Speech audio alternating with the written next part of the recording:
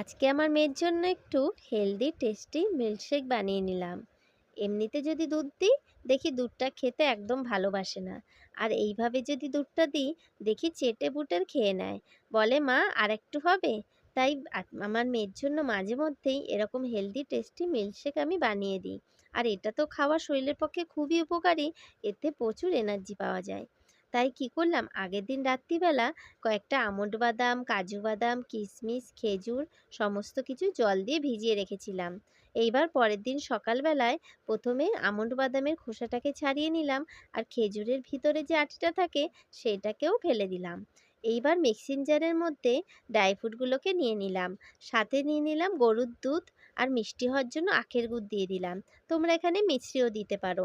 এবার মিক্সিং জারের মধ্যে সমস্ত কিছু পেস্ট করে নিয়ে একটা গ্লাসের মধ্যে ঢেলে নিলাম। এবার দুটো কলা নিয়ে নিলাম, কলাটাকে টুকরো করে ওই দুধের মধ্যে দিয়ে দিলাম। আমার ভিডিও তোমাদের যদি ভালো লাগে আমার চ্যানেলটাকে অবশ্যই সাবস্ক্রাইব করে দিও আর লাইক করে দিও। দেখো, তৈরি হয়ে গেল হেলদি টেস্টি মিল্কশেক। তোমরা তাহলে কমেন্ট করে জানিও আমার ভিডিওটা তোমাদের কিরকম লেগেছে। এইবার আমি মেখে দিই। এমনা, এই নে দুধটা খেয়ে নে, খেয়ে বল তো কিরকম হয়েছে খেতে। বা মা, দারুণ হয়েছে তো খেতে।